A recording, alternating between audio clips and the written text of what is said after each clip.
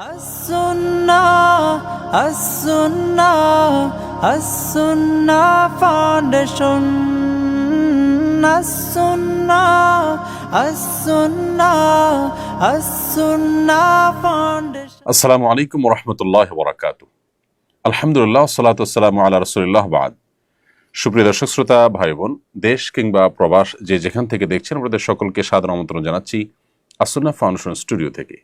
আপনারা দেখছেন আস-সুন্নাহ ফাউন্ডেশন আয়োজিত সাপ্তাহিক সরাসরি প্রশ্ন উত্তরমূলক অনুষ্ঠান শরঈ সমাধানের 259তম পর্ব।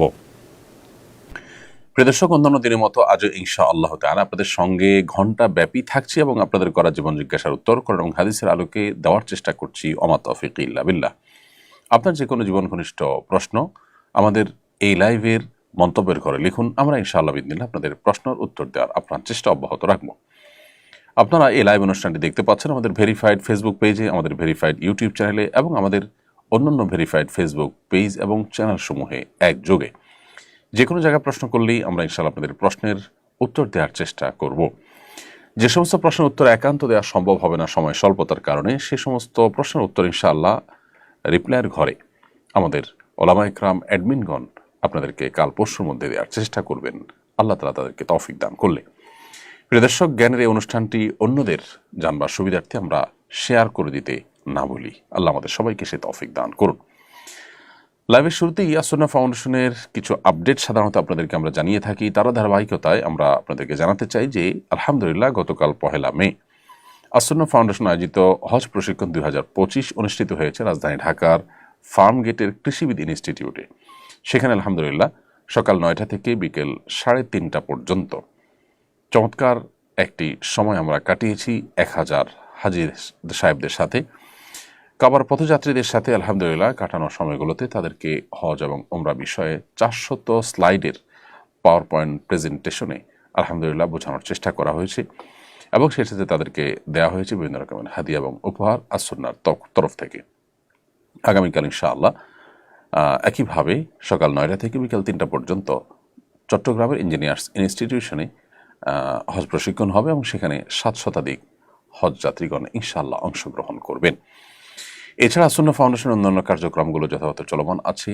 আস-সুন্নাহ ফাউন্ডেশন মসজিদ কমপ্লেক্সের কাজও চলমান আছে। আপনাদের দোয়া আমাদের খুব বেশি প্রয়োজন। জাযাকুমুল্লাহ খায়রা। চলুন আর বিলম্ব না করে আপনাদের যে সমস্ত প্রশ্ন ইতিমধ্যে আমরা পেয়ে গেছি সেগুলোর উত্তর দেওয়ার পালায় আমরা প্রবেশ করি। আমি প্রথমত দেখতে পাচ্ছি সম্প্রতি বজ্রপাতে বিভিন্ন স্থানে বেশ কিছু মানুষ মারা গেছেন। বজ্রপাতে মৃত্যুকে অনেকেই অশুভ মনে করেন, সত্যি এটা অশুভ কিনা?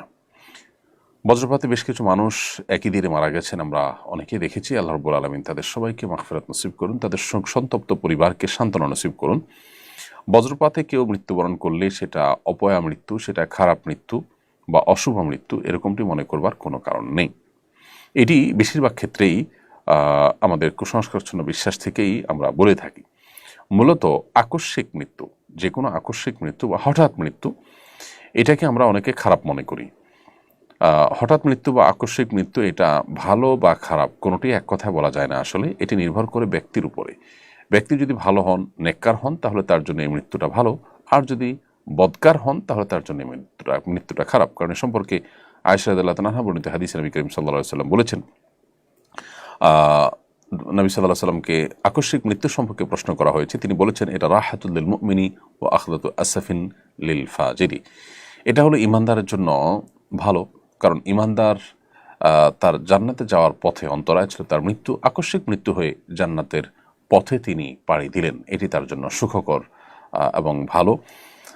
পক্ষান্তরে একজন খারাপ মানুষ, ফাজের মানুষ, ফাসেক মানুষ, পাপিষ্ঠ, তার জন্য এই মৃত্যুটা হলো আক্ষেপের পাকড়াও। অর্থাৎ হঠাৎ করে তাকে দুনিয়াতে যেটুকু সে ভোগ করছিল সেটুকু তাকে সরিয়ে দেওয়া হলো এবং তার বদামলের কারণে, জাহান্নামী হওয়ার কারণে মৃত্যুর পরপরই সে জাহান্নামের শাস্তির মুখোমুখি হলো। এই জন্য তার জন্য এটি খারাপ। অতএব আকস্মিক মৃত্যু, বজ্রপাতে মৃত্যু হোক বা অন্য কোনোভাবে হোক, এটি ভালো বা খারাপ এক কথায় বলা যায় না। শেখ তারিকুল ইসলাম আপনি লিখেছেন, আমার মামা কিছুদিন আগে রোড অ্যাক্সিডেন্টে মারা যান। তার ব্যবহার্য ফোন, এয়ারপডস আমরা কেউ ব্যবহার করলে মরহুমের গুনাহ হবে কিনা? যেহেতু এগুলো তার জিনিসপত্র, আর আধুনিক যুগে ফোন হাতে নিলেই গুনাহ হয়ে যায়। প্রথম কথা হলো ভাই তারিকুল ইসলাম, আমরা মোবাইল ফোন বা যে কোনো ডিভাইস ব্যবহার করলে আল্লাহর নাফরমানি যেন না হয় সেটা আমাদের সর্বাবস্থা খেয়াল রাখতে হবে। আপনারা যারা এগুলো ব্যবহার করছেন বা তার ওয়ারিস বা তার পরিবার সদস্যদের মধ্যে থেকে যারা এগুলো ব্যবহার করছেন, তারা তার দিক চিন্তা করা ছাড়াও হারাম থেকে বেঁচে থাকার চেষ্টা তাদের মধ্যে থাকতে হবে। এবার আসা যাক মূল প্রশ্নের উত্তরে, সেটি হলো যিনি রোড অ্যাক্সিডেন্টে মারা গেলেন তার ব্যবহার করা ফোন, এয়ারপডস বা অন্যান্য জিনিসপত্র মৃত্যুর সঙ্গে সঙ্গে এগুলো আর তার মালিকানা থাকে না, এগুলো মালিক হয়ে যায় এগুলোর তার ওয়ারিসরা। অতএব ওয়ারিসরা যেহেতু মালিক হয়ে গেছেন, অতএব এইগুলো ব্যবহার এর দায়িত্ব ওয়ারিসদের উপরেই বর্তায়। বিধায় মৃত ব্যক্তির এতে কোনো ক্ষতি হবে না, কষ্ট হবে না ইনশাআল্লাহ, এবং মৃত্যুর পরপরই এটি মূলত ওয়ারিসদের মধ্যে ভাগ বন্টন হয়ে যাওয়া উচিত। হজ বিষয়ে বিস্তারিত জানতে চাই। হজ কাদের উপর ফরজ, হজের ফজিলত কি, হজ না করার ক্ষতি কি? এক কথায় অনেকগুলো প্রশ্ন আপনি করেছেন দর্শক। এটার উত্তরে আমরা বলতে চাই যে হজ ফরজ হবে সেই সব ব্যক্তিদের উপর যারা মুসলিম এবং সুস্থ মস্তিষ্ক সম্পন্ন, এবং তাদেরকে আল্লাহ তাআলা এ পরিমাণ আর্থিক সচ্ছলতা দিয়েছেন যা দিয়ে হজ করে আসার সময়টা তার পরিবার ভরণ পোষণ দেওয়ার ব্যবস্থা তার থাকে, এবং সেই সাথে হজ করে আসার মতো অ্যাবিলিটি থাকে। আজকের বাজারে 7-8 লাখ টাকা হলে হজ করা যায়। অতএব এই সময় 7-8 লাখ টাকা কারোর কাছে থাকলে তার উপর হজ ফরজ হবে। নারী যদি হন কেউ, তাহলে তার কাছে এর ডাবল টাকা লাগবে, কারণ হলো তিনি নিজে যাওয়া এবং তার সাথে একজন মাহরামের যাওয়া আসার খরচ, এটা যদি তার কাছে থাকে তাহলে তার উপর হজ ফরজ হয়ে যাবে। আজ থেকে অনেক বছর আগে, 10-15 বছর আগে 2.5 লাখ 3 লাখ টাকায় বাংলাদেশ থেকে হজ করা যেত। অতএব তখনকার বাজারে কারোর কাছে ওই টাকা থেকে থাকলে তার উপর হজ ফরজ হয়ে গিয়েছে। অতএব তিনি যদি তখন হজ না করে থাকেন, তাকে পরবর্তীতে যে কোনো সময় হজটা করতে হবে। এছাড়া হজের ফজিলত অপরিসীম। নবী সাল্লাল্লাহু আলাইহি ওয়াসাল্লাম বলেছেন, আল হাজ্জুল মাবরুর লাইসা লাহুল জাযাউ ইল্লাল জান্নাহ। একটি ভালো হজ, যে হজের মধ্যে কোনো অকল্যাণ নেই, যে হজে কোনো পাপাচার নেই, সেরকম একটি হজের বিনিময় জান্নাত ছাড়া আর কিছুই নয়। অন্য হাদিসে আসছে নবী সাল্লাল্লাহু আলাইহি ওয়াসাল্লাম বলেছেন, মান হাজ্জা ওয়া লাম ইয়াফসুক ওয়া লাম ইয়ারফুস রাজাআ কায়াউমি ওয়ালাদাতহু উম্মুহু। যে ব্যক্তি হজ করলো এবং হজ করে কোনো গুনাহের কাজ করলো না, পাপের কাজ করলো না, এবং কোনো নারীঘটিত অপরাধ করলো না, সে ব্যক্তি হজ করে ফিরে আসেন সদ্য ভূমিষ্ঠ হওয়া নবজাতক শিশুর মতো নিষ্পাপত্ব নিয়ে। আর যদি কেউ হজ এর সামর্থ্য রাখেন এরপরে হজ না করেন, নবী সাল্লাল্লাহু আলাইহি ওয়াসাল্লাম তার ব্যাপারে সতর্ক করেছেন যে সে ইহুদি হয়ে কিংবা খ্রিস্টান হয়ে মরুক, তারপরে তার কোনো দায়িত্ব নেই। একজন বিবাহিত ব্যক্তি প্রবাসে এসে শয়তানের ধোকায় পড়ে জেনায় লিপ্ত হয়েছে। এখন সে নিজেকে কিভাবে পরিশুদ্ধ করবে? দেশে গিয়ে স্ত্রীর সঙ্গে স্বাভাবিক জীবন যাপন করতে পারবে কিনা, নাকি কোনো বিধিনিষেধ আছে? কেউ যদি প্রবাসে গিয়ে শয়তানের ধোকায় পড়ে কোনো প্রকার জেনায় লিপ্ত হয়ে যান, তিনি তওবায়ে নাসুহা করবেন, তার কৃতকর্মের জন্য নিজেকে ভৎসনা করবেন, আত্মশাসন করবেন, তওবায়ে নাসুহা করবেন, এবং আল্লাহর কাছে মাপ চেয়ে নিজের পাপ মোচন করার চেষ্টা করবেন। কিন্তু তার এই অপরাধ কর্মের কারণে তার স্ত্রীর সাথে সম্পর্কে কোনো ছেদ পড়বে না, বা সেখানে কোনো প্রকার সমস্যা তৈরি হবে না। বিধায় তিনি তার স্ত্রীর সাথে স্বাভাবিক জীবনযাপন করতে পারবেন। এরপরে প্রশ্ন হলো, জাতিসংঘ মহাসচিব আন্তোনিও গুতেরেস ঢাকায় জাতিসংঘের আবাসিক কার্যালয়ের নতুন অফিসের আনুষ্ঠানিক উদ্বোধন করেছেন। বিষয়টাকে কিভাবে দেখছেন? দেখুন, বিশ্বের বিভিন্ন জায়গায় জাতিসংঘের আবাসিক কার্যালয় যে সমস্ত জায়গায় হয়েছে, সে সমস্ত জায়গায় স্থানীয় মূল্যবোধ বিরোধী কাজ করার অভিযোগ আছে।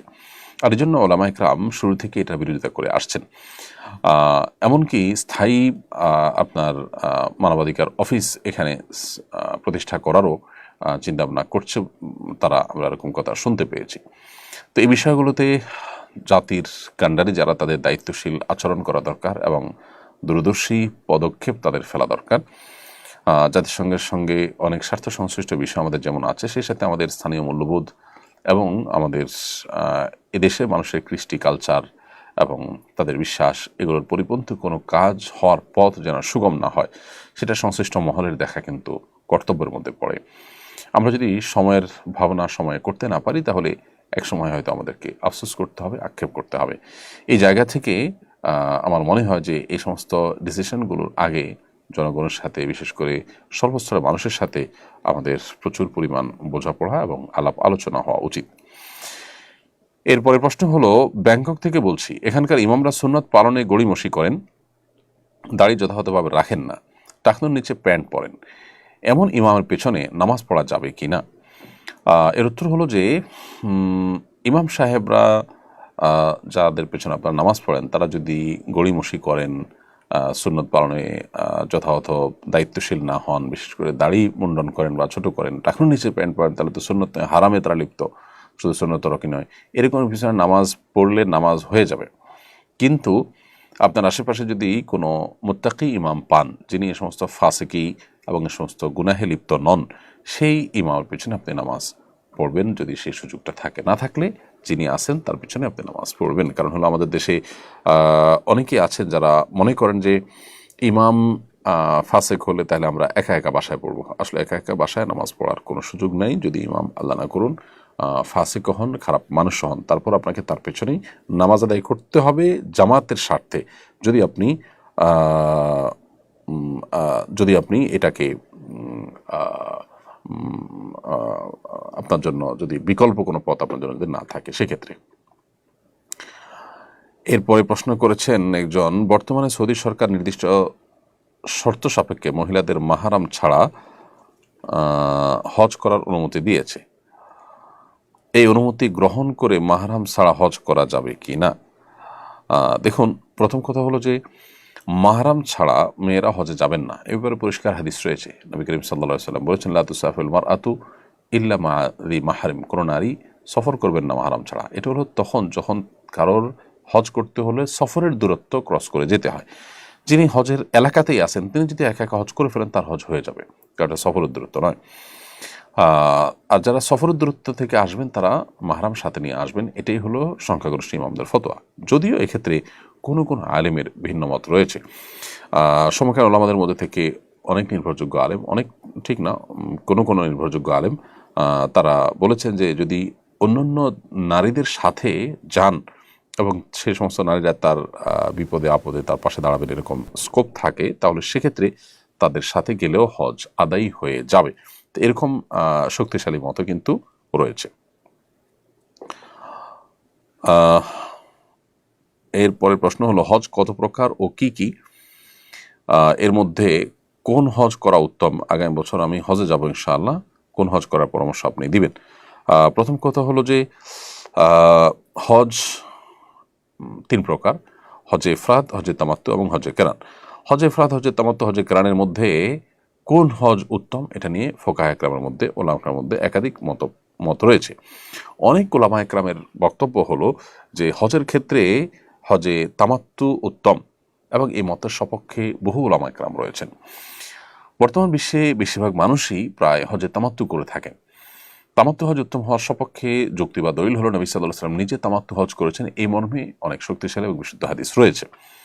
কেউ কেউ অবশ্য হজে ইফরাদকে উত্তম বলেছেন, শুধু হজ, আর হজে কেরানকে উত্তম বলেন হানাফি মাযহাবের ওলামা ইকরাম এবং আরও অনেক ওলামা ইকরাম।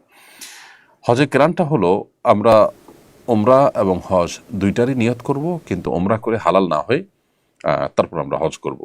একই এহরামে হজ ওমরা দুইটা করা, ওমরা করে তারপর হজ করা, এটা হলো কেরান। আর ওমরা করে হালাল হয়ে তারপরে হজ করা, সেটা হলো হজে তামাত্তু। আর শুধু হজ করা, সেটা হলো হজে ইফরাদ। সাধারণত একদম শেষ মুহূর্তে যারা যান তারা হজে ইফরাদ করে থাকেন। তো আপনার জন্য উত্তম কোনটা আমি সেটা বলবো যে আপনি যদি আগে থেকে জানান, আগে থেকে, তাহলে হজে তামাত্তুই করবেন, আর শেষ মুহূর্তে গেলে হজে কেরান করতে পারেন। আমি একজন ট্রাভেল ব্যবসায়ী, আমি মানুষকে বিদেশে যেতে সহযোগিতা করি। আমার মাধ্যমে কেউ বিদেশে গিয়ে কোনো গুনাহের কাজ করলে আমি গুনাহগার হব কিনা, এক্ষেত্রে আমার করণীয় কি? প্রিয় দর্শক, কেউ বিদেশে গিয়ে কি করবেন না করবেন এটার দায়টা একান্তই তার। আপনি তার জন্য প্রসিডিউর করে দিলে ইনশাআল্লাহ আপনি গুনাহগার হবেন না। আল্লাহ তাআলা বলেছেন, আল্লাহ তাজরু ওয়াসিরাতুন বিজরা উখরা। কোরআনের বিভিন্ন জায়গায় একই বিষয়ে আল্লাহ তাআলা বলেছেন যে কোনো পাপের বোঝা, কারোর পাপের বোঝা অন্য কেউ বহন করবে না। সেই জায়গা থেকে আপনি ইনশাআল্লাহ তাআলা এর দায় আপনাকে নিতে হবে না। তবে একই সাথে আপনি যদি বিদেশে মানুষজন পাঠান, বিশেষ করে শ্রমিকদেরকে, তাহলে সেক্ষেত্রে তাদের সাথে কোনো প্রতারণা যেন না হয়, মিথ্যাচার যেন না হয়, সে বিষয়ে আপনাকে সর্বোচ্চ দায়িত্বশীল থাকতে হবে। সম্প্রতি সরকারি হাজিরের সুবিধার্থে লাব্বাইক অ্যাপ চালু করা হয়েছে। অ্যাপে রেজিস্ট্রেশন করতে জেন্ডার অংশ রাখা হয়েছে আদার্স। এটা নিয়ে অনেকে সমালোচনা করেছেন। বিষয়টা কতটা গুরুতর মনে করেছেন? গুরুতর তো বটেই, তবে আনন্দের বিষয়, আলহামদুলিল্লাহ, বিষয়ে মাননীয় ধর্ম উপদেষ্টা মহোদয়ের দৃষ্টি আকর্ষণ করা হলে তিনি এটাতে আদার্স এই ঘরটি তুলে দিয়েছেন, যার কারণে এখন অ্যাপ রেজিস্ট্রেশন করতে গেলে আর এটা থাকছে না, সাথে সাথে তারা অ্যাকশন নিয়েছেন, সেজন্য সংশ্লিষ্ট সবাই ধন্যবাদ পেতেই পারেন। কিন্তু প্রসঙ্গত এটি আমাদের জেনে রাখা দরকার যে নারী পুরুষ এবং আদার্স, এই আদার্স বলে এখানে সমকামীদেরকে ঢোকানোর একটা অপচেষ্টা, ট্রান্সজেন্ডারদেরকে ঢোকানোর একটা অপচেষ্টা চলছে। এটা বাংলাদেশের একেবারে প্রথম সারির এনজিও, তারা সরকারের বিশেষ করে বিসিএস ক্যাডার অফিসারদেরকে ট্রেনিং করানোর কাজ দীর্ঘদিন থেকে আঞ্জাম দিয়েছে।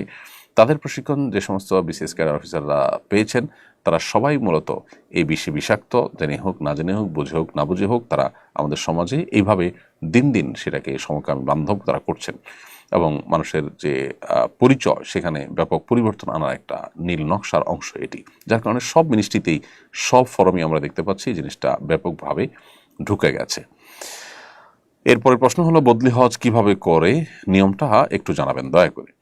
বদলি হজের নিয়ম হলো নিজের হজ আগে করতে হবে অন্য কোনো বছরে, এরপরে আপনি বদলি হজ করতে পারেন। যার তরফ থেকে বদলি হজ করবেন তাকে আপনি তার তরফ থেকে আপনি নিয়তটা করবেন, অর্থাৎ যখন আপনি এহরাম পরে নিয়ত করতেছেন আল্লাহ আমি তামাত্তু হজের জন্য হাজিরা দিলাম লব্বাইক, তখন আপনি নিয়ত করবেন আল্লাহ আমি অমুকের ছেলে অমুক বা অমুকের তরফ থেকে আপনার কাছে হজের জন্য হাজিরা দিচ্ছি। এরপর লব্বাইক আল্লাহুম্মা লব্বাইক পড়া শুরু করবেন, তার পক্ষ থেকে নিয়ত করে স্টার্ট করবেন। এরপরে পুরো হজের অন্য সব কার্যক্রমগুলো আপনি একা হজ করলে যা যা করতেন এখানেও তা করবেন। দোয়ার জায়গাগুলোতে তার জন্য বিশেষভাবে দোয়া করবেন, নিজের জন্য আপনি দোয়া করতে পারবেন। এ হলো হজ্জে বদল বা বদলি হজের নিয়ম। আলাদা কোনো প্রসেস নেই যে বদলি হজে আলাদা কোনো কাজ করতে হবে, শুধুমাত্র নিয়তের সময় তার নিয়তটাকে ইনক্লুড করা ছাড়া। এছাড়া আমাদের অনেকে আছেন যারা বদলি হজ করেন আবার পারিশ্রমিক নেন। এ ব্যাপারে হাম্বলি মাযহাব উলামা ইকরাম যদিও পারিশ্রমিক নেওয়া জায়েজ বলেছেন, কিন্তু হানাফি মাযহাব উলামা ইকরাম এটাকে কড়াভাবে নিষেধ করেন এবং এই মতটা অধিকতর যুক্তিযুক্ত। যার কারণে বদলি হজ করে আপনি বিনিময় নিলেন, যার বদলি হজ করলেন তার কাছ থেকে, তার ওয়ারিসদের কাছ থেকে, এটা কিন্তু জায়েজ হবে না। তাওহিদুল ইসলাম আপনি লিখেছেন পরীক্ষায় ভালো ফলাফল করার জন্য কোনো দোয়া আছে কিনা।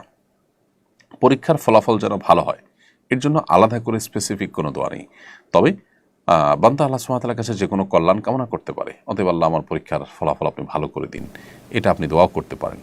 সেই সাথে আল্লাহর ফয়সালাকে মেনে নেওয়ার মতো ঈমানের শক্তি আমাদের থাকতে হবে। আল্লাহ আমাদের সেই তৌফিক দান করুন। আবাসিক ব্যবসা হালাল নাকি হারাম, অজ্ঞাত সারে কোনো গুনাহের কাজ হলে হোটেল মালিক দায়ী হবে কিনা। হোটেল ব্যবসা মৌলিকভাবে তো নাজায়েজ কোনো ব্যবসা নয়, হালাল ব্যবসা, কিন্তু কিছু স্পট আছে যেখানে হারাম কাজের জন্য মানুষ বেশিরভাগ ক্ষেত্রে যায়। এরকম যদি কোনো স্পট এর মধ্যে আপনি ব্যবসা করেন তাহলে সেটা আপনার জন্য জায়েজ হওয়াটা হবে শর্ত সাপেক্ষে, যে আপনি দায়িত্ব নিয়ে সেখানে হালাল হারাম এর বিষয়টা আপনি মেনটেন করার চেষ্টা আপনার সাধ্য অনুযায়ী করেছেন। 100% তো আপনার হাতে নয়। আবার এর বাইরেও সাধারণ জায়গাগুলোতেও অনৈতিক কাজ রোধে আপনার নানামুখী পদক্ষেপ থাকতে পারে, যেমন হাজব্যান্ড ওয়াইফ কিনা যারা উঠছে সেখানে তাদেরকে আপনি প্রশ্ন করলেন এবং সেটা প্রমাণের জন্য কোনো অপশন রাখলেন, সিস্টেম রাখলেন। আমি ব্যক্তিগতভাবে চিনি বাংলাদেশে এরকম কিছু রিসোর্ট, কিছু হোটেল আছে, বড় বড় রিসোর্ট, যেগুলোতে আলহামদুলিল্লাহ মালিক পক্ষের মধ্যে আল্লাহর ভয় থাকার কারণে তারা এই জাতীয় কোনো পরিস্থিতিতে আপনার বিশেষ করে কোনো হারাম কাজ যেন না হয় সেজন্য তারা দায়িত্বশীল আচরণ করেন এবং সেজন্য তারা কোনো আপনার কাপল যদি সেখানে থাকতে চান তাহলে তাদেরকে প্রশ্ন করেন তারা স্বামী স্ত্রী কিনা। অন্তত মুখে স্বামী স্ত্রী যদি বলে অথবা কোনোভাবে মিনিমাম প্রমাণ করার কোনো বই না থাকে, কাবির নামে তো মানুষ ঘুরে না, অন্য কোনোভাবে যদি কোনোভাবে প্রমাণ করা যায় বা দেখে বোঝা যায় তাহলে সেক্ষেত্রে তাদেরকে আপনি ভাড়া দিলেন। আর যদি মনে হয় যে না তারা এখানে কোনো পাপাচারের জন্য এসেছে তাহলে তাদেরকে আপনি অ্যাভয়েড করলেন। এতটুকু যদি আপনি দায়িত্বশীলতার পরিচয় দেন আশা করা যায় ইনশাআল্লাহ আপনার জন্য এটি হালাল হবে। বোরকা পরা অবস্থায় তায়াম্মুম করার সময় কি বোরকা খুলতে হবে নাকি বোরকার উপর দিয়ে মাসে করা যথেষ্ট হবে? বোরকা পরা অবস্থায় তায়াম্মুম করার সময় আপনাকে বোরকা যতটুকু তায়াম্মুম করার জন্য প্রয়োজন ততটুকু খুলতে হবে, বোরকার উপর দিয়ে মাসা করলে হবে না। আর তায়াম্মুমের জায়গা তো হলো মুখ, অতএব মুখে যদি বোরকার ঢাকা থাকে তাহলে তায়াম্মুম করা যাবে না, অতএব ভেতর দিয়ে আপনাকে তায়াম্মুম করতে হবে। মুখের মাসা করার জায়গাটা হাত বোলাতে হবে সরাসরি মুখের উপরে, আবার হাতের যে জায়গাটা সেটাও বোলাতে হবে হাতের উপরে ডাইরেক্ট, অর্থাৎ বোরকার উপরে এই করলে আপনার মাসা করলে হবে না। আমি হজে যাব, হজের পেমেন্ট করার জন্য অফিস থেকে অ্যাডভান্স টাকা নিয়েছি, এই টাকায় হজ করলে হজ কবুল হবে কিনা? অফিস থেকে যে অ্যাডভান্স টাকা নিয়েছেন সেটা আপনার বেতনের অংশ, অথবা আপনার স্যালারির অংশ হিসাবে যে টাকাটা আপনি নিয়েছেন এই টাকা দিয়ে আপনি হজ করতে পারেন। এটা আপনার সম্পূর্ণ হালাল টাকা। এটা আপনি লোন নিয়েছেন অনেকটা, লোনটা আস্তে আস্তে আপনি পরিশোধ করবেন। অতএব লোন নিয়ে হজ করলে হজ আদায় হয়, এবং একইভাবে লোন নিয়ে কোনো দান সাদাকা করলে সেটাও কিন্তু আদায় হয়ে যাবে। এটাও সেরকমই। অতএব আপনার এই হজ আদায় হবে ইনশাআল্লাহ তাআলা। একটি সফটওয়্যার কোম্পানিতে চাকরি করি, শুরুতে এতে হারাম কিছু জড়িত ছিল না, এখন কিছু হারাম অনুষঙ্গ যুক্ত হয়েছে। এখন করণীয় কি? চাকরি অব্যাহত রাখতে পারবো? যদি আপনাকে দেখুন, সফটওয়্যার কোম্পানিতে চাকরি করে আপনি দীর্ঘদিন থেকে সেখানে উপায় উপার্জন করছেন, কিন্তু সেখান থেকে হঠাৎ করে যদি সেখানে হারাম কোনো কাজ শুরু হয় এবং সেখানে যদি আপনার ইনভলভেশন থাকে যেটি আপনাকে করতে হয়, তাহলে সেক্ষেত্রে সেখান থেকে আপনার সুইচ করার চেষ্টা করতে হবে, অন্যত্র আপনাকে চাকরি নেওয়ার চেষ্টা করতে হবে, কারণ আপনি হারামে সহযোগী হতে পারেন না। আর যদি ব্যাপারটা এরকম হয় যে ব্যাপারটা যদি এরকম হয় যে আপনার কোনো হারামে যুক্ত হতে হয় না, কোম্পানি কোনো একটা হারাম কাজ করে, সেটা তার অন্য বিজনেসের পার্ট, তাহলে তার দায়টা আপনার উপর আসবে না ইনশাআল্লাহ তাআলা। হজের সফরে একজন হজযাত্রী নামাজ কসর করবে নাকি পূর্ণ নামাজ পড়তে হবে? হজের সফরে হজযাত্রী যদি মুসাফির থাকেন তাহলে তিনি অবশ্যই কসর করবেন, আর না হলে তিনি পূর্ণ নামাজ পড়বেন। মুসাফির এবং মুকিমের সংজ্ঞা কি? এসব ক্ষেত্রে ওলামায়ে আহনাফের মাযহাব ওলামায়ে কেরামের দৃষ্টিভঙ্গি হলো 15 দিন যদি কোথাও থাকার কেউ নিয়ত করে তাহলে সে মুকিম হিসাবে বিবেচিত হবে, এবং মুকিম হিসাবে বিবেচিত হওয়ার কারণে তিনি পরিপূর্ণ নামাজ পড়বেন। ধরুন কেউ মক্কায় 15 দিন থাকবেন, মদিনায় 15 দিন থাকবেন, তাহলে তিনি মুকিম হিসাবে বিবেচিত হবেন। 15 দিনের নিচে যদি কোথাও থাকেন তাহলে তিনি মুসাফির হিসাবে বিবেচিত হবেন, তখন তিনি একাকী বা নিজেরা জামাতে নামাজ পড়লে তখন কসরের নামাজ পড়বেন। আর এছাড়া মক্কা থেকে মদিনা যাওয়া আসার পথে যে নামাজগুলো সেগুলো তো অবশ্যই কসর হবে। হ্যাঁ, যদি ইমাম সাহেব স্থানীয় হন, তার পেছনে নামাজ পড়েন, তাহলে তো আপনি পরিপূর্ণ নামাজ পড়বেন। কানিস ফাতেমা আপনি লিখেছেন, আমার স্বামীর সাথে আমার ডিভোর্স হয়েছে, এখন কি তার দেওয়া জামা কাপড় বা কোনো জিনিসপত্র ব্যবহার করতে পারবো? এগুলো সে চেয়েছিল, কিন্তু মহারণা পরিশোধ না করায় আমার পরিবার দিতে দেয় নাই। বোন কানিস ফাতেমা, আপনার স্বামী আপনাকে যদি এমন কিছু দেয় যেটার মালিকানা তিনি, তার হাতে, তিনি আপনাকে ব্যবহার করতে দিয়েছেন, এরকম যদি হয় তাহলে সেক্ষেত্রে সেগুলো তাকে ফেরত দিতে হবে। ডিভোর্সের পর সেগুলো তাকে ফেরত দিতে হবে। আর যদি এমন কিছু হয় যেগুলো আসলে আপনাকে তিনি ব্যবহার করতে দেননি, বরং আপনাকে মালিক বানিয়ে দিয়েছেন, এরকম যদি হয় তাহলে সেক্ষেত্রে সেগুলো ফেরত দিতে হবে না। আর মহারণা যদি তিনি পরিশোধ না করে থাকেন তাহলে তার সম্পদ থেকে আপনার মহারণা বাবদ যে পরিমাণ টাকা হবে সেই পরিমাণ জিনিস আপনি রেখে দিতে পারবেন, তার অতিরিক্ত হলে সেটা কিন্তু আপনার জন্য জায়েজ হবে না। কারণ ইমানদার সব ক্ষেত্রে আল্লাহকে ভয় করে চলবেন, হিসেব করে চলবেন, তার কোনো পদক্ষেপ যেন হারাম না হয়, কারোর অধিকারকে যেন খর্ব না করে, কারোর হককে যেন নষ্ট না করে, সে বিষয়ে আমাদেরকে দায়িত্বশীল হতে হবে। আল্লাহ আমাদেরকে সেই তৌফিক দান করুন। আবার একই সাথে কিছু জিনিস আছে যেগুলো আসলে মানুষ সাধারণত একসাথে দিয়ে দেয়, সেগুলো বলতে হয় না যে এটা একসাথে দিয়েছেন নাকি সাময়িক সময়ের জন্য দিয়েছেন। তো এরকম যদি হয় তাহলে সেক্ষেত্রে আপনি অবস্থা দৃষ্টি আপনার আলামত দেখে সিদ্ধান্ত নেবেন যে এটা তিনি একসাথে দিয়েছেন কিনা। অবশ্য তিনি যদি পরিষ্কার করে বলেন যে না আমি একসাথে দেইনি, তাহলে তার কথাই ধর্তব্য হবে এবং প্রযোজ্য হবে, সেটি আমাদেরকে মাথায় রাখতে হবে। ডিভোর্সের পর দেখা যায় অনেক সময় পারস্পরিক জেদাজেদির পর্যায়ে আমরা চলে যাই, এবং সেই জায়গা থেকে আমরা অনেকেই দায়িত্বশীলতার সাথে এখানে আমানতদারিতার সাথে পারস্পরিক লেনদেনটা করতে পারি না। এখান থেকে আমাদের সরে আসতে হবে একজন ভালো মুসলিম হতে হলে। সঞ্জিদা জাহান আপনি লিখেছেন, একই বিষয় ভিন্ন ভিন্ন সময় কসম করলে তারপর কসম ভাঙলে কয়টি কাফারা দেওয়া লাগবে? একই বিষয় ভিন্ন ভিন্ন সময় আপনি একাধিক কসম করলে অনেক ওলামাদের মধ্যে একটি কাফারাই যথেষ্ট হবে। যেমন সৌদি আরবের শেখ বিন বাজ রাহিমাহুল্লাহ সহ অনেক ওলামায়ে কেরাম, হাম্বলি মাযহাবের ওলামায়ে কেরাম অনেকে বলেন এটি। কিন্তু এর বিপরীতে বাংলাদেশের ওলামায়ে কেরাম তথা ওলামায়ে আহনাফ তাদের দৃষ্টিতে বিশুদ্ধ মত অনুযায়ী আপনাকে ভিন্ন ভিন্ন কাফারা দিতে হবে। যতবার কসম করবেন প্রত্যেকটা কসম ভঙ্গের জন্য আলাদা আলাদা কাফারা আপনাকে দিতে হবে। আমি আমার ভাইদের সাথে কোরবানির গরুর সাথে আমার ছেলের আকিকা দিতে চাই, এভাবে তো অনেকেই দেয়, আমাদের কোরবানি দেওয়ার মতো সামর্থ্য নেই, এখন কি তাহলে এভাবে দিব না? দয়া করে উত্তর দেবেন। আপনার ভাইদের সাথে আপনি যে কোরবানির গরুর সাথে ছেলের আকিকা দিতে চান, এটাতে অনেক ওলামাদের মতো আকিকা হয়ে যাবে, কিন্তু অনেক ওলামাদের মতো আকিকা হবে না। কারণ নবী করিম সাল্লাল্লাহু আলাইহি ওয়াসাল্লাম যারা বলেন হবে না, তাদের যুক্তি হলো যে নবী করিম সাল্লাল্লাহু আলাইহি ওয়াসাল্লাম কোরবানি এবং আকিকা, কোরবানির ক্ষেত্রে 7 ব্যক্তির তরফ থেকে যথেষ্ট হয়ে বলেছেন, আকিকার ক্ষেত্রে এরকম কোনো কথা বলেন নেই। যারা বলেছেন যে দুইটাই যথেষ্ট হয়ে যাবে, আকিকা এবং কোরবানি একই গুরুত্ব দিলে আদায় হয়ে যাবে, তাদের মত হলো যে কোরবানি এবং আকিকা একই ধরনের ইবাদত। তো এখানে যেহেতু মতপার্থক্য আছে, অধিকতর সতর্কতামূলক মত হবে আকিকা আলাদা দেওয়া, কোরবানির গরুর সাথে আকিকা মিশিয়ে না দিয়ে আলাদা দিতে পারলে সেটা হবে সবচেয়ে উত্তম এবং নিরাপদ। ফারজান আক্তার মৌ, আপনি লিখেছেন অতিরিক্ত মোটা ব্রু হালকা প্লাগ করলে কি গুনাহ হবে? আপনার ব্রু যদি অনেক বেশি মোটা হয়, দেখতে দৃষ্টিকটু হয়, আপনার কাছে ত্রুটিপূর্ণ মনে হয়, অস্বাভাবিক মনে হয়, তাহলে সেক্ষেত্রে স্বাভাবিকের চেয়ে মোটা হওয়ার কারণে সেটাতে আপনি ব্রু প্লাগ করে যদি স্বাভাবিক করার চেষ্টা করেন, সেটা হবে আপনার পার্ট অফ ট্রিটমেন্ট, চিকিৎসার অংশ, সেটা জায়েজ। কিন্তু যদি সেটা না হয়, বরং গতানুগতিক যে সাজসজ্জা সেটা করতে গিয়ে আপনার আর্টিফিশিয়াল ভাবে আপনি আপনার সৌন্দর্য সৃষ্টি করার জন্য যদি মৌলিক পরিবর্তন আনতে চান, সেটা কিন্তু জায়েজ হবে না। কি পরিমাণ টাকা থাকলে কোরবানি ওয়াজিব হবে? ফোকায়ে হানাফের মতে সামর্থ্যবান সচ্ছল ব্যক্তিদের জন্য কোরবানি ওয়াজিব। সচ্ছল ব্যক্তি বলতে তাদেরকে বোঝানো হয়েছে যাদের উপরে জাকাত ফরজ হওয়ার মতো অর্থ যাদের কাছে আছে।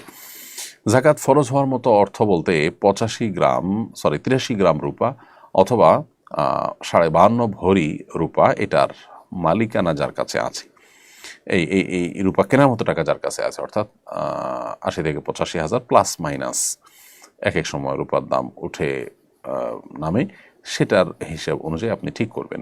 তো এইভাবে যদি রূপা আপনার এইভাবে যদি আপনি নিসাবের মালিক হন ইয়ের দিনগুলোতে, কোরবানির দিনগুলোতে, তাহলে আপনার পরে কোরবানি ওয়াজিব হবে।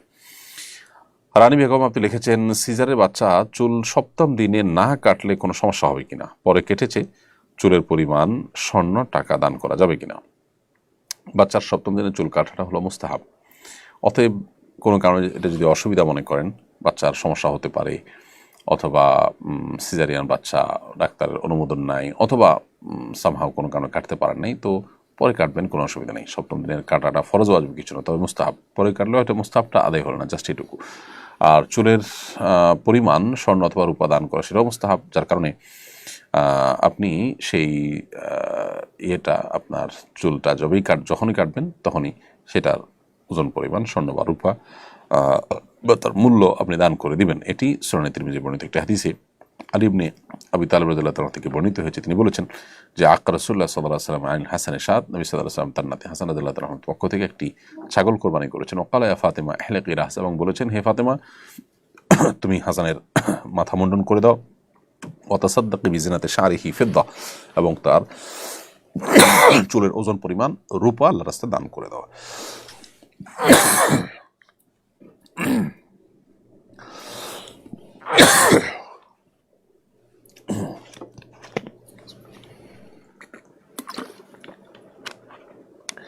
এরপর প্রশ্ন করেছেন আরশি রহমান, আপনি লিখেছেন, আমার স্বামী অনেকগুলো টাকা রেখে ভুলে গেছেন, আমি সেগুলো তাকে না জানিয়ে খরচ করেছি, এখন আমি কি গুনাহগার হব? বোন আরশি রহমান, আপনার স্বামী আপনার কাছে কোনো টাকা রেখে যদি ভুলে যান, আপনার দায়িত্ব হলো তাকে স্মরণ করিয়ে দাও। তাকে স্মরণ করিয়ে না দিয়ে সেটাকে যদি আপনি খরচ করে ফেলেন, তাহলে অবশ্যই আপনি গুনাহগার হবেন। কারণ কেউ আপনার কাছে কোনো টাকা রাখলে সেটি আমানত,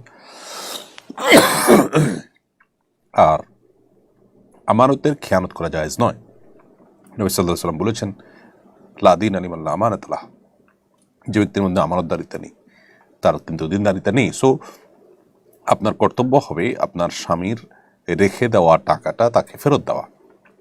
আর যদি একান্ত খরচ করেই ফেলে থাকেন, যেমনটি আপনি বলেছেন, তাহলে আপনি আপনার স্বামীর কাছ থেকে অনুমোদন নেবেন যে তোমার এই টাকাটা আমার কাছে ছিল, আমি খরচ করে ফেলেছি।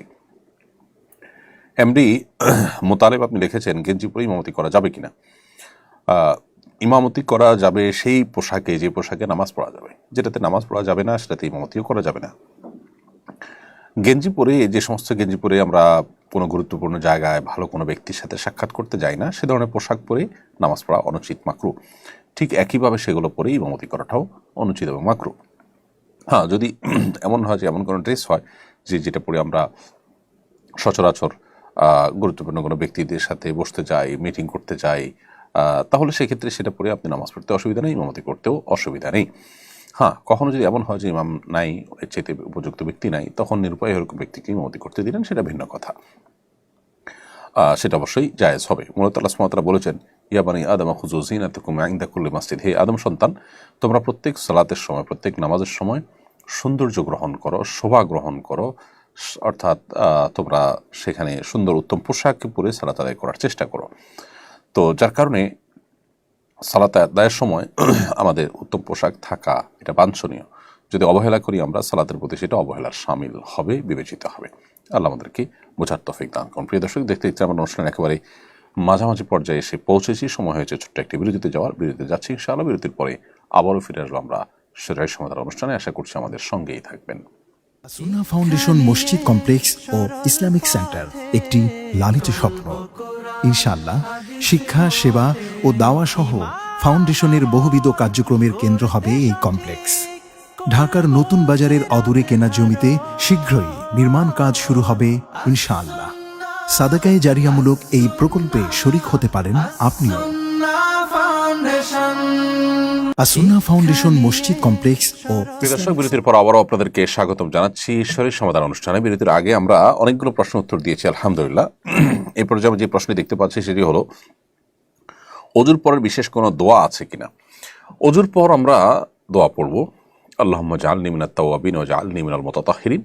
আর এছাড়া কালিমায়ে শাহাদা পাঠ করা সুন্নাহ দ্বারা সাব্যস্ত হয়েছে, যার কারণে অজুর পর আমরা পড়ব আশহাদু আল্লা ইলাহা ইল্লাল্লাহ ওয়া আশহাদু আন্না মুহাম্মাদান আবদুহু ওয়া রাসূলুহু। আর আল্লাহুম্মা জাআলনি মিনাত তাওয়াবিন ওয়া জাআলনি মিনাল মুতাতাহহিরিন, এটি আমরা পাঠ করতে পারি। আর এছাড়া অজুর শুরুতে বিসমিল্লাহ পাঠ করব আমরা। এ হলো অজুতে সর্বসাকুল্যে দোয়া। এর বাইরে অজুতে হাত ধোয়ার দোয়া, মুখ ধোয়ার দোয়া, মাথা মাসাই করার দোয়া, পাও ধোয়ার আলাদা দোয়া, এরকম বিভিন্ন দোয়ার কথা আমরা শুনি, কিন্তু সেটি কোরআন বা সুন্নাহর কোথাও বর্ণিত হয়নি। অথেন্টিক কোনো সোর্সে সেরকম কোনো দোয়ার কথা নেই। আমার এলাকায় আত্মহত্যাকারীর গোসল, কাফন দাফন ও জানাজা পড়া হয় না, এমনকি মুসলিমদের কবরস্থানে সমাহিত করা হয় না। এ বিষয়ে বলবেন, আত্মহত্যাকারীর দাফন কাফন ও জানাজার বিধান কি হবে। আত্মহত্যা করলে গোসল, কাফন দাফন, জানাজা যদি না পড়া হয় তাহলে এলাকাবাসীর সবাই গুনাহগার হবে। কেউ আত্মহত্যা করলে সে অমুসলিম হয়ে যায় না।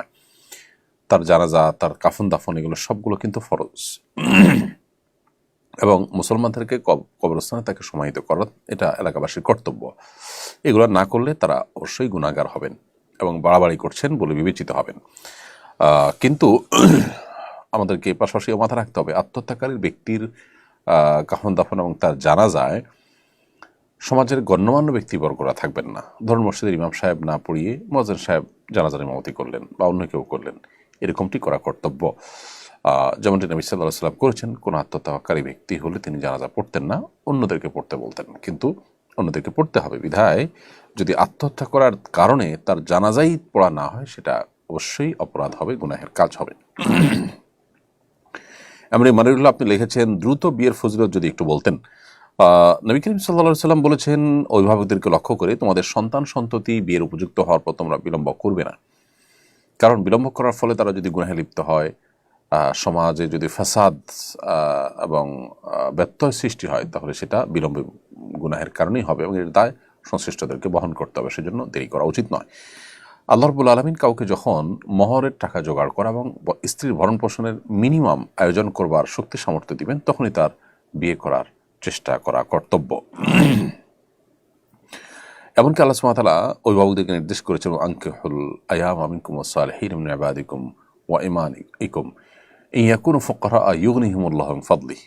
অভিভাবকদেরকে আল্লাহ নির্দেশ করেছেন, তোমরা যারা অভিভাবক, তোমরা তোমাদের অধীনস্থ যারা আছে, ছেলে মেয়ে এবং অন্য যারা আছে অধীনস্থ তোমাদের, তাদেরকে তোমরা বিবাহ দাও। যদি তারা দরিদ্র হয়, গরিব হয়, বিবাহের বরকতে আল্লাহ রাব্বুল আলামিন তাদেরকে সচ্ছল করে দিবেন।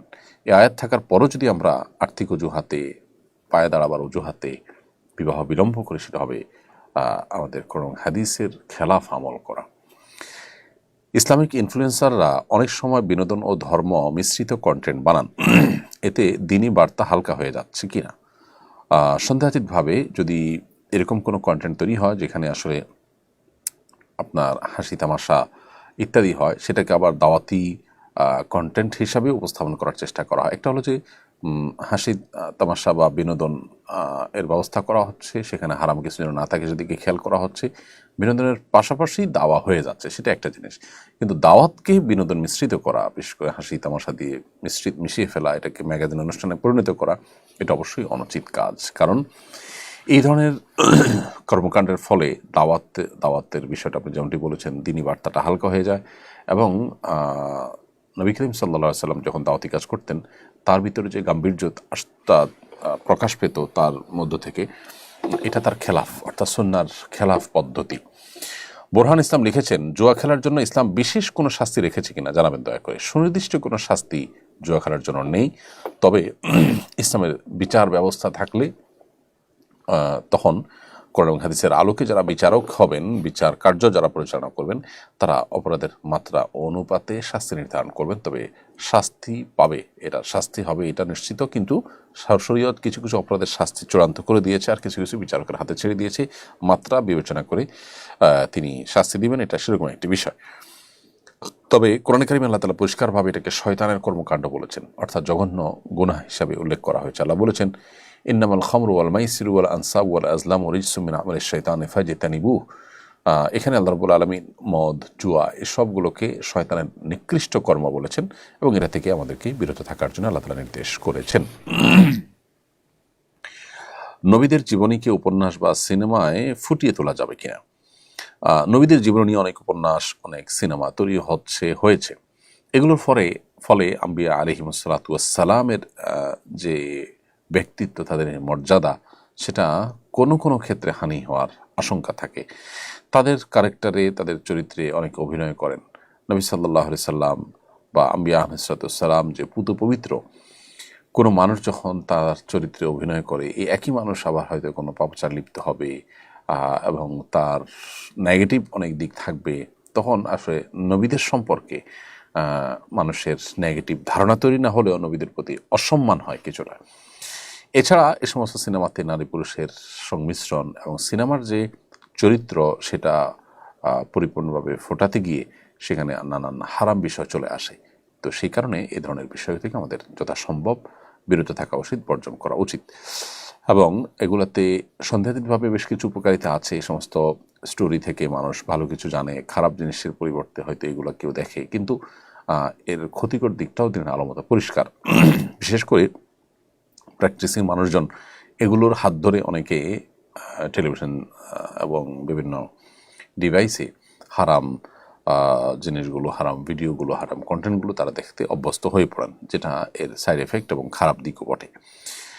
আবার পাশাপাশি এখানে সিনেমার প্রয়োজনে নানা চটকদার গল্প সেখানে বাড়িয়ে লিখতে হয়, কমিয়ে লিখতে হয়, যেগুলা নবী রাসূলদের সম্পর্কে মিথ্যাচারে শামিল হয় কোনো কোনো ক্ষেত্রে। এই জন্য এক্ষেত্রে দায়িত্বশীল আচরণ আমাদের করা দরকার। মেহবুবা মিটি আইডি থেকে আপনি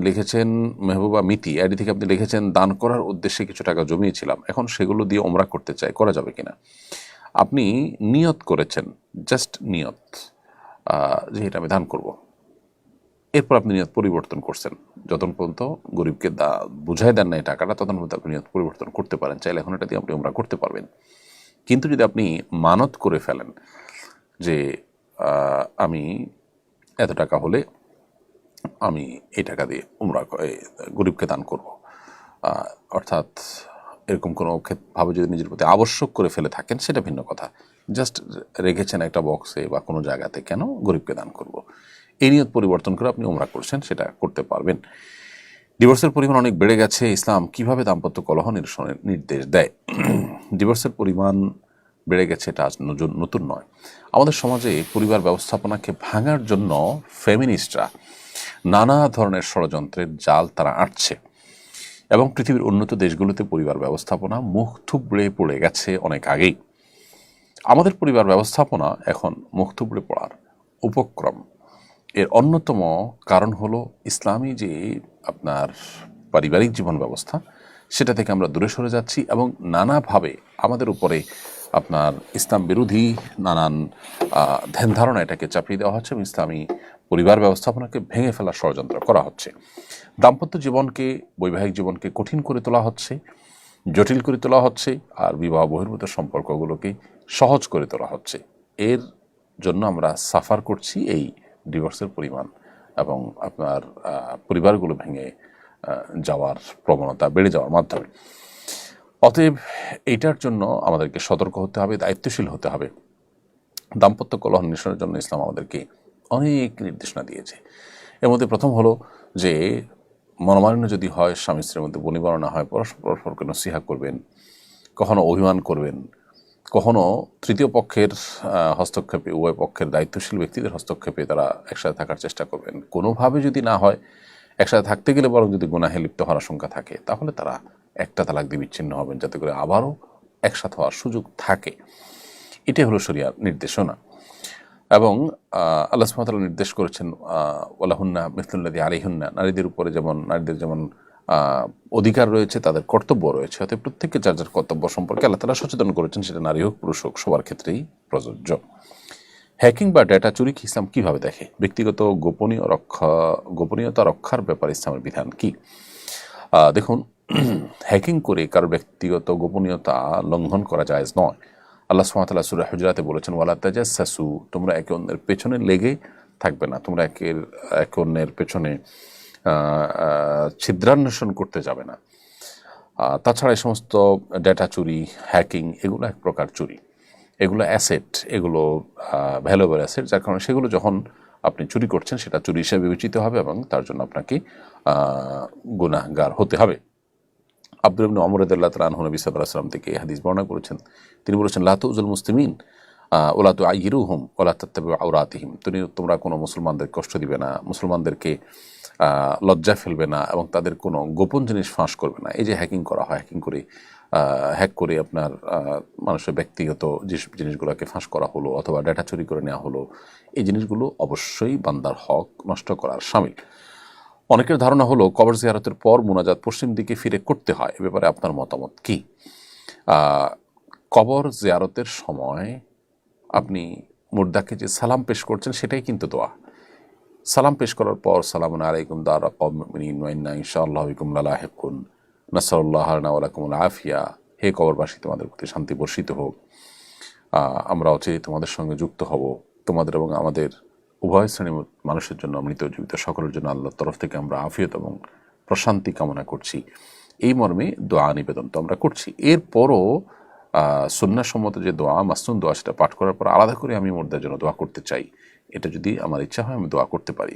সেক্ষেত্রে কবরবাসীর দিকে ফিরে দোয়া করলে দোয়া হয়ে যাবে, এটা কোনো শিরক বা কোনো বড় গুনাহ হবে না।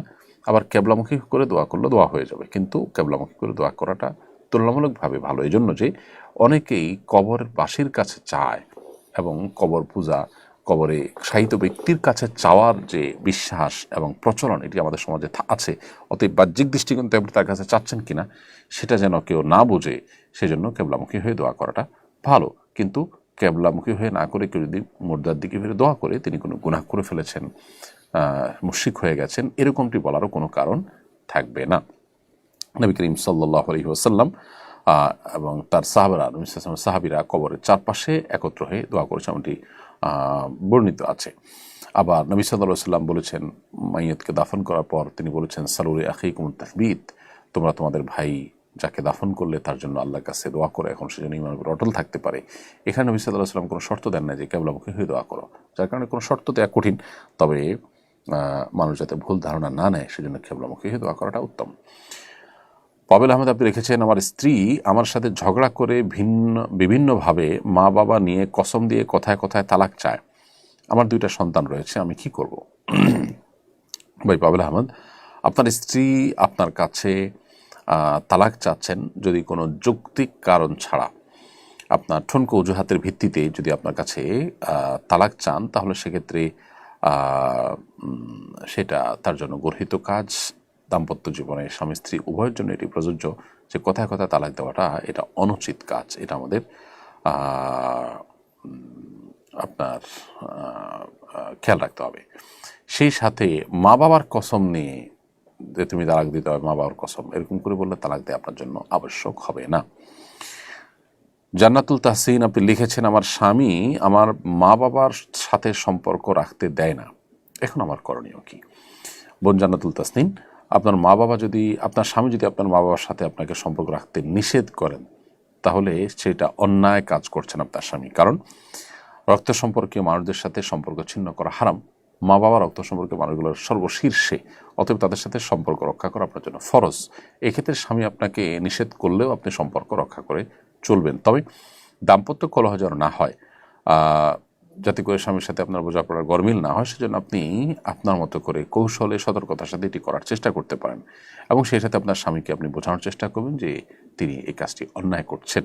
হ্যাঁ, নানা কারণে অভিমান থাকতে পারে, আত্মীয়স্বজনের সাথে অভিমানের পরিবেশ তৈরি হতে পারে, তিনি নিজে যোগাযোগ করতে না পারেন, তার জন্য আবশ্যক নয় আপনার মা বাবার সাথে যোগাযোগ রক্ষা করা, কিন্তু আপনি সন্তানের সামনে মা বাবার সাথে যোগাযোগ রক্ষা করা অবশ্যই ফরজ। এরপরের প্রশ্নটি করেছেন ফ্লোরেন্স ফ্লোরা, আইডি থেকে আপনি লিখেছেন, নিজের মায়ের ফুফাতো ভাইকে বিয়ে করা যাবে কিনা? মায়ের ফুফাতো ভাই মাহারাম নন, তার সাথে দেখা দেওয়া একজন নারী হিসাবে আপনার জন্য জায়েজ নয়, অতএব যার সাথে দেখা দেওয়া জায়েজ নয় তাকে বিবাহ করা হালাল, বিধায় আপনি তাকে চাইলে বিবাহ করতে পারবেন। মোহাম্মদ রাকিব আপনি লিখেছেন, আজকাল প্রায়শই দেখা যায় ছেলে প্রবাসে থাকায় মোবাইল ফোনের মাধ্যমে ভিডিও কনফারেন্সে বিবাহ সম্পন্ন করা হয়, ইসলামী বিধান কি? ভিডিও কনফারেন্সের মাধ্যমে বিয়ে এটা সরাসরি জায়েজ নয়, বরং এটি হতে হবে তাওকিলের মাধ্যমে, উকিল নিযুক্ত করার মাধ্যমে, প্রতিনিধি নিযুক্ত করার মাধ্যমে। পাশাপাশি ভিডিও কনফারেন্সে থাকতে পারেন ছেলে দূর থেকে অথবা মেয়ে দূর থেকে, যেটা হতে পারে। পাত্র বা পাত্রী দূরে যদি থাকে তাহলে সেক্ষেত্রে তারা কোনো মানুষকে দায়িত্ব দিবেন যে আমার পক্ষ থেকে অমুকের মেয়ের সাথে বিবাহের তুমি প্রস্তাব দিও, কিংবা প্রস্তাব দিলে তারা তুমি সম্মত বলিও। তখন যে ব্যক্তিকে দায়িত্ব দেওয়া হবে প্রতিনিধি, তিনি ওই ব্যক্তির তরফ থেকে কবুল বলবেন বা সম্মতি জানাবেন, এর মাধ্যমে বিবাহ সম্পন্ন হবে ইনশাআল্লাহ তাআলা। সিনথিয়া তুরজা এআইডি থেকে আপনি লিখেছেন, আমি অনেক অসুস্থ, আমার ধারণা মায়ের সাথে বেয়াদবি করার জন্য অসুস্থ হয়েছি। মায়ের কাছে মাপ চেয়েছি, মা বলেছেন তিনি মাফ করে দিয়েছেন, কিন্তু এখন সুস্থ হচ্ছে না। আমার সাথে মনে হচ্ছে আমার করা গুনাহ আর মায়ের সাথে করা বেয়াদবির জন্যই আমার দুরবস্থা। আপনি যদি কোনো উত্তম পরামর্শ দিতেন। প্রথমত বোন, এটা নিয়ে অতিরিক্ত পেরেশানি যেটা নৈরাশ্যের দিকে আপনাকে নিয়ে যেতে পারে, সেটা আপনার করা উচিত হবে না। দ্বিতীয়ত, মা যদি বেঁচে থাকেন তার কাছে আপনি মাপ চাইবেন, এবং তিনি যদি বলেন যে তিনি মাফ করে দিয়েছেন, তাহলে আপনি মাত্রাতিরিক্ত চাপ নিয়ে নিজের প্রতি নিজে প্রেশার তৈরি করা, এটা আপনার উচিত হবে না। পাশাপাশি আমাদেরকে মনে রাখতে হবে যে আমাদের গুনাহের কারণে এ ধরনের পরিস্থিতি তৈরি হতে পারে, সেজন্য আল্লাহর কাছে আমরা ইস্তেগফার করব। পাশাপাশি আপনি ডাক্তার দেখাবেন এবং ইস্তেগফার অব্যাহত রাখবেন, কারণ নবী সাল্লাল্লাহু আলাইহি ওয়াসাল্লাম বলেছেন, মান লাজিমাল ইস্তেগফার জাআলাল্লাহু মিন কুল্লি যায়কিন মাখরাজা ওয়া মিন কুল্লি হাম্মিন ফারজা ওয়া ইয়ারযুকহু মিন হাইসু লা ইয়াহতাসিব। হাদিসটি আবু দাউদে বর্ণিত হয়েছে। নবী সাল্লাল্লাহু আলাইহি ওয়াসাল্লাম বলেছেন, যে ব্যক্তি ইস্তেগফারকে অবলম্বন করবে, ইস্তেগফারকে আঁকড়ে ধরবে, নিয়মিত ইস্তেগফার করবে, আল্লাহ তাআলা তাকে সকল সংকীর্ণ অবস্থান থেকে বের হওয়ার পথ বের করে দিবেন এবং সকল পেরেশানি দূর করে দিবেন, এবং তাকে আল্লাহ তাআলা অভাবনীয় পদ্ধতিতে রিজিক দান করবেন, অর্থাৎ সারপ্রাইজ রিজিক তাকে আল্লাহ তাআলা দান করবেন। তো সেজন্য আপনি ইস্তেগফারকে কন্টিনিউ করতে থাকেন ইনশাআল্লাহ তাআলা। ঈদগাহ মাঠে মেহরাব ও মিম্বর বানানো কি বাধ্যতামূলক? না, ঈদগাহ মাঠে মেহরাব ও মিম্বর বানাতেই হবে এমন কোনো কথা নেই। টেম্পোরারি মিম্বর নিয়ে এসে ঈদগাহে খুতবা দেওয়ার ব্যবস্থা করা যেতে পারে, আর যদি পার্মানেন্ট মেম্বার বানাতে চায় সেটা একান্ত কর্তৃপক্ষের ইচ্ছার ব্যাপার। এমডি আলমগীর আপনি লিখেছেন, দুখুল মসজিদে এবং ফজরের সুন্নত নামাজের নিয়তকে একসঙ্গে করা যাবে? হ্যাঁ, একসঙ্গে করা যাবে।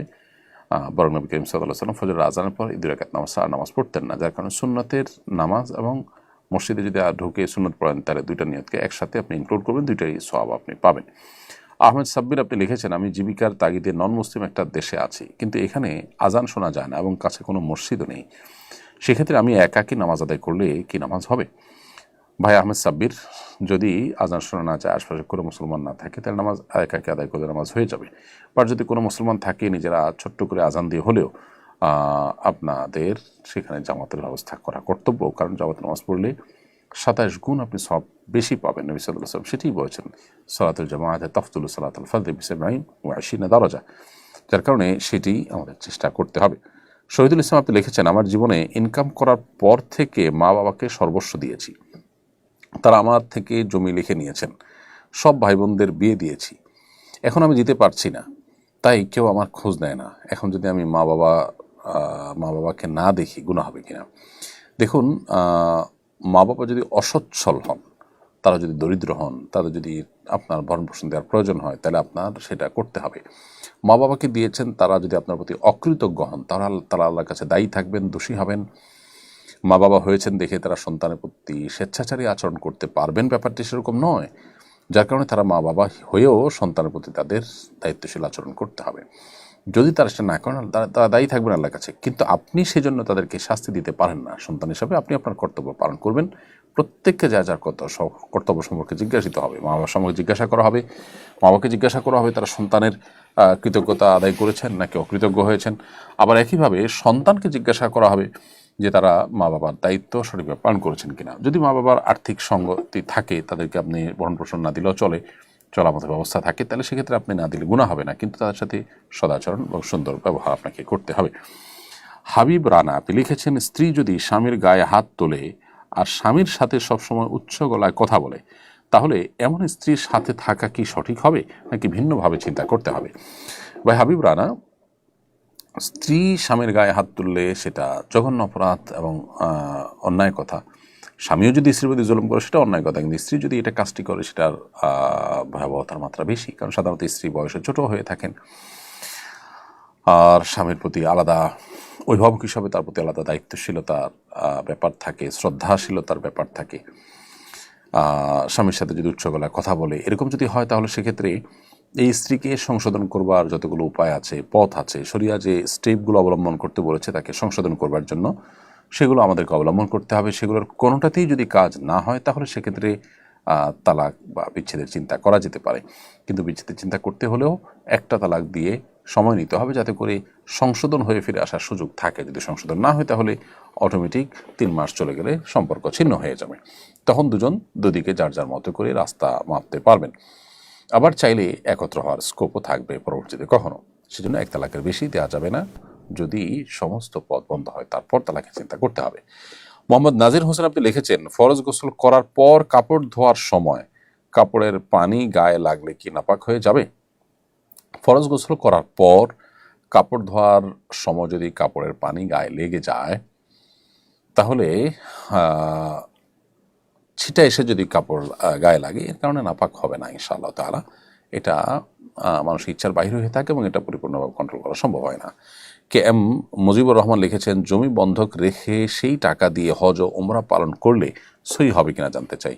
জমি বন্ধক রেখে আপনি হজ উমরা করতে পারেন, যদি আপনি এসে জমি ছুটাবার জন্য, ওই ব্যক্তির টাকা পরিশোধ করবার জন্য যথাযথ উপায় থাকে, সেরকম অবস্থায় আপনি নিতে পারেন। এটা লোন নিয়ে হজ করার মতোই হবে, লোন নিয়ে হজ করা না জায়েজ নয়। এরপরের প্রশ্ন হলো, ঋণ করে কোরবানি করা জায়েজ আছে কিনা? যদি কেউ কোরবানির জন্য মানুষের কাছ থেকে ঋণ নেন, ঋণ নিয়ে পশু কিনে কোরবানি করেন, তাহলে সেটা নাজায়েজ নয়, বিশেষ করে যদি সেই ঋণ পরিশোধ করবার ব্যবস্থাপনা তার কাছে থাকে। যদি তিনি ঋণ নিয়ে কোরবানি করছেন, দেওয়ার কোনো নাম নেই, খবর নেই, মুরদ নেই, জাস্ট কোরবানি করার দরকার তাই করছেন, এবং ওই ব্যক্তিকে তিনি দেবেন শত উদ্দেশ্যও নাই এবং তার জন্য কোনো প্ল্যান প্রোগ্রামও নাই, এরকম হলে সেটা জায়েজ হবে না। কারণ যার কোরবানি করার সামর্থ্য নাই, তার জন্য কোরবানি করা তো ওয়াজিব নয়। তিনি কোরবানি নফল, তার জন্য সেই নফল কাজের জন্য লোন করছেন, সেটাও জায়েজ হবে তখন যদি সেই নফল কাজ করে পরবর্তীতে এই লোনটা পরিশোধ করার তার কোনো প্ল্যান প্রোগ্রাম থাকে সঠিক, সেক্ষেত্রে এটি জায়েজ হবে। আর্থিক যে কোনো ইবাদতের ক্ষেত্রে লোন করা যায়, যেমন কেউ দান করার জন্য লোন করলো, নবী সাল্লাল্লাহু আলাইহি ওয়াসাল্লাম থেকেও এটি প্রমাণিত আছে, সেই হিসাবে এখানেও সেটি করা যেতে পারে। নাজমুল হাসান আপনি লিখেছেন, আমি এসএসসি পরীক্ষার্থী, আমার জন্ম নিবন্ধনের বয়স ভুল দেওয়া হয়েছিল, এখন জন্ম নিবন্ধনের বয়স সংশোধন করতে অতিরিক্ত টাকা চাচ্ছে, আমি কি সংশোধন করব নাকি এরকমই রেখে দিব? আর যদি সংশোধন না করতে পারি, তাহলে আমার করণীয় কি বলবেন? জন্ম নিবন্ধনে যে ভুল বয়স দেওয়া হয়েছিল ইচ্ছাকৃতভাবে, সেটি সংশোধন করার সুযোগ থাকলে আপনার করা উচিত। যদি ঘুষ চায়, তাহলে সেক্ষেত্রে আপনি ঘুষ না দিয়ে চেষ্টা করবেন, কারণ ঘুষ দেওয়া আলাদা গুনাহের কথা। সেটা যদি না হয়, তাহলে আপনি প্রয়োজনে এটা এড়িয়ে যাবেন।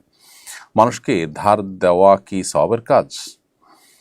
তবরানীতে একটা হাদিস বর্ণিত হয়েছে, নবী সাল্লাল্লাহু আলাইহি ওয়াসাল্লাম বলেছেন কুল্লু করদিন সাদাকাহ, প্রত্যেক দানই সাদাকার সওয়াব এনে দেয়। কোন কোন হাদিসে অবশ্য দানকে ঋণকে আপনার দানের চাইতে উত্তম বলা হয়েছে। এটা কিভাবে আমাদের অনেক সময় বুঝে আসে না যে দান তো একসাথে দিয়ে দেওয়া, আর ঋণটা তো হলো দিলাম আবার ফেরত নেওয়ার উদ্দেশ্য আছে, তাহলে এই ঋণ কিভাবে দানের চাইতে উত্তম হয়? এটার উত্তর হলো যে কোনো ক্ষেত্রে কাউকে আপনি দান করবেন, যাকে দান করবেন তার যতটা নিড আছে, একজনের লোনের নিডটা যদি হচ্ছে বেশি থাকে, তাহলে দান না করে ওই লোন দেওয়াটা বেশি সওয়াবের। এরপরে প্রশ্ন করেছেন মুনতাসির আদিয়াত, আপনি লিখেছেন আমাদের বাসায় 3 বার কিছু বড় নখ পাওয়া যায় ড্রেসিং টেবিলের উপর, প্রতিবার ঠিক একই জায়গায় পাওয়া গিয়েছে, এগুলো আমাদের পরিবারের কারণ নয়, এগুলো কিসের আলামত? দেখুন, দুষ্টজিনের উপদ্রব এবং নানাবিধ কারণে আমাদের বাসা বাড়িতে এ ধরনের আপনার ঘটনা ঘটে, যেগুলো দেখে আমরা অবাক হয়ে যাই। তো এই জন্য বাসা বাড়িতে দুষ্ট জিনের উপদ্রব যেন না হয়, সেজন্য আমাদের আমল বাড়াতে হবে, নিয়মিত সকাল সন্ধ্যার দোয়াগুলো পড়তে হবে, শয়তানের আখড়ায় যেন পরিণত হয় বাসা বাড়ি যেন না হয়, সেজন্য নানাবিধ গুনাহ, মিউজিক, ছবি, ভাস্কর্য এগুলো বাসায় রাখা থেকে আমাদেরকে বিরত থাকতে হবে। নাসরুদ্দিন চৌধুরী লিখেছেন আমার ছেলের আকিকা 6 দিনের দিন হয়েছে, আকিকা সঠিক হয়েছে কিনা জানতে চাই। 7ম দিনে আকিকা করা মুস্তাহাব, 6ষ্ঠ দিনে আকিকা করলে আকিকা হয়ে গেছে, কিন্তু মুস্তাহাব ছিল 7ম দিন, সেটা হয় নাই, জাস্ট এইটুকু। আব্দুল মোমেন, আপনি লিখেছেন ব্যাংকে টাকা রেখে সুদের টাকা যদি দান করে দেই আমার কি গুনাহ হবে? ব্যাংকে টাকা রেখেছেন, রেখে সুদের টাকাটা দান করে দিয়েছেন, আপনি দায়মুক্ত হবেন। যদি আপনি ইসলামী ব্যাংকিংয়ের মধ্যে আপনি প্রবেশ করেন, তাহলে যেই প্রফিট পেয়েছেন, সন্দেহের ঊর্ধ্বে উঠাচ্ছেন, সে দান করে দিয়েছেন, সেটা ঠিক আছে। কিন্তু ইচ্ছাকৃতভাবে সুদী ব্যাংকে টাকা আপনি রাখছেন, লেনদেন করছেন কোনো বিশেষ বাধ্যবাধকতা ছাড়া, তাহলে সেটা আপনার জন্য নাজায়েজ। কারণ সুদী ব্যাংকে আপনি টাকা পয়সা লেনদেন করে মূলত সুদের যে প্রতিষ্ঠা, সুদের যে প্রচারণা, সুদের যে আপনার কাজ কারবার, সেটার সহায়কের ভূমিকায় আপনি অনেকখানি অবতীর্ণ হয়ে গেছেন। সেই জায়গা থেকে এটা আপনার করা উচিত। তবে হ্যাঁ, আপনি সুদের টাকা যেটা, সেটা নিজে ভোগ না করে গরিবকে দিয়ে দিয়েছেন, তাতে আপনি সুদ খান নাই, এতটুকু বলা যায়। কিন্তু সুদী কারবার যারা করে তাদের সাথে আপনার সহযোগিতাটা হয়ে গেছে, সেটা আরেকটা গুনাহ, যদিও মূল সুদের গুনাহ থেকে আপনি মুক্ত হবেন এর মাধ্যমে। এরপরে ফারাহা হোসেন, আপনি লিখেছেন যারা হজে যাবে তাদের জন্য কি কোরবানি করা ওয়াজিব? হজে যেটা আমরা পশু জবাই করি সেটা আসলে দমে শকর, অর্থাৎ সেটি হলো আপনার হজের তৌফিক হয়েছে, উমরার তৌফিক হয়েছে, সেজন্য আল্লাহর কাছে কৃতজ্ঞতা আদায় করে পশু জবে। এটা কিন্তু কোরবানির ঈদের দিনে যে কোরবানি সেটা নয়, যার কারণে সচ্ছল ব্যক্তি হলে তার তরফ থেকে আলাদা করে কোরবানি করতে হবে। তিনি নিজে যেখানে আছেন সেখানে যেমন করতে পারেন, আবার তার দেশে যেখানে আছেন সেখানে তার তরফ থেকে কোরবানি তার পরিবারের মাধ্যমে তিনি করতে পারেন। এরপরে প্রশ্ন করেছেন শাহনাজ মনি, আপনি লিখেছেন নামাজ পড়তে মন চায় না, সবসময় অলসতা কাজ করে, কি করব? বোন শাহনাজ মনি, এটা আমাদের পাপাচার করতে করতে করতে হয়ে থাকে যে আমাদের নেক আমলের প্রতি আগ্রহ কমে যায়। সেজন্য তওবা করতে হবে আল্লাহর কাছে খাঁটি অন্তরে, এবং সালাতের গুরুত্ব বুঝতে হবে, এবং মুত্তাকি নেককার আল্লাহভীরু মানুষদের সান্নিধ্য এবং সংস্রবে খুব বেশি বেশি উঠা বসা করতে হবে। এর ফলে ইনশাআল্লাহ বিধানে ইবাদতের প্রতি আকর্ষণ তৈরি হবে। গুনাহ জারিয়া করলে কি আর তার তওবা কবুল হবে? জানাবেন দয়া করে। এমন কোনো গুনাহ নেই যে গুনাহ করলে আসলে তওবা কবুল হবে না। মানুষ যদি ভুল বুঝতে ফিরে আসে, আল্লাহ তাআলা তওবা কবুল করবেন ইনশাআল্লাহ বিইذনিল্লাহ। হ্যাঁ, কেউ যদি গুনাহ জারিয়া করে ফেলেছেন, এমন গুনাহ যেটার ধারাবাহিকতা চলমান, তাহলে সেক্ষেত্রে সেই গুনাহের ধারাবাহিকতা বন্ধের চেষ্টা তিনি করবেন, তাহলে সেই গুনাহ থেকে প্রকৃত অর্থে তওবা করা হবে।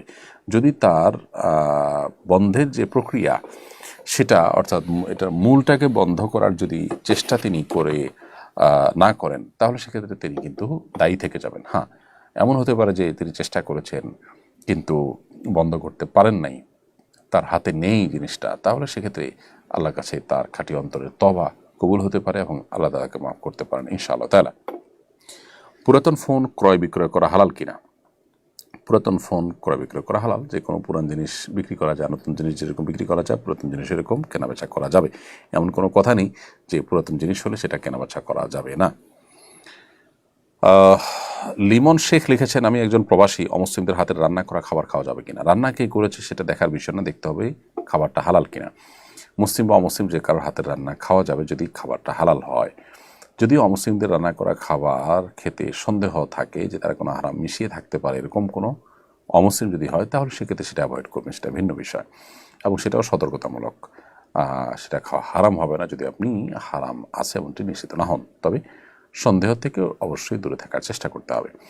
কেউ যদি জাদুটোনা করে স্বামী থেকে স্ত্রীকে আলাদা করে দেয় তাহলে কি স্বামী স্ত্রীকে পাওয়ার জন্য কোনো আমল করতে পারবে বা কোনো জাদুটোনা করতে পারবে? স্বামী স্ত্রীর মধ্যে বিচ্ছেদের জন্য কেউ যদি এরকম কোনো কাজ করে তাহলে স্বামী স্ত্রী পরস্পর সেই জাদু কাটাবার জন্য বিভিন্ন রকমের রাকিদের শরণাপন্ন হবে। তারাও আবার গিয়ে জাদুটোনা করতে যাবে না, সেটা উচিত হবে না। অন্যায়ের বিপরীতে অন্যায় করবেন না। আরিফুল ইসলাম রাহাত লিখেছেন, আমাদের এলাকার জুমার নামাজে মসজিদের ভেতর জায়গা ভরাট হয়ে গেলে মসজিদের পাশে একটা বিল্ডিংয়ের গ্যারেজে মসজিদের মাইকের আওয়াজ শুনে সবাই নামাজ পড়ে, এক্ষেত্রে নামাজ হবে কিনা? যদি নামাজের কাতার সেখানে সংযুক্ত হয়ে যাওয়া যায়, মাঝখানে কোনো গ্যাপ না থাকে, পৃথক বাড়ি, কোনো কানেকশন নাই, এরকম যদি হয় তাহলে কিন্তু নামাজ হবে না। যদি গ্যাপ না থাকে, কানেকশন হয়ে যায়, তাহলে নামাজ হয়ে যাবে। জাহানারা তামান্না লিখেছেন, স্বামী যদি স্ত্রীকে বলে আমি তোমার বাবা, তাহলে কি কাফারা দিতে হবে? এটা কি উদ্দেশ্যে বলেছে সেটা দেখতে হবে। এরকমটি বলা এটা জেহারের অন্তর্ভুক্ত হলে সেটি কাফারা প্রযোজ্য হওয়ার মতো বিষয়। এরপর প্রশ্ন হলো, ফরজ নামাজ পড়ার পর সাথে সাথে কি সুন্নত পড়া যাবে? সাথে সাথে পড়লে আদায় হয়ে যাবে, বাট সতর্কতা হবে যদি আপনি সূর্য ডুবা পর্যন্ত অপেক্ষা করেন, সূর্য ডুবার 15-20 মিনিট পরে পড়েন অথবা জোহরের আগে পড়েন, তাহলে সেটা হবে সবচেয়ে উত্তম। হাসান রাফি লিখেছেন, বেসিনে উজু করার সময় মাথা মাসা করার পর যদি পা বাথরুমে গিয়ে ধুই তাহলে কি উজু হবে, কোনো অসুবিধা নেই।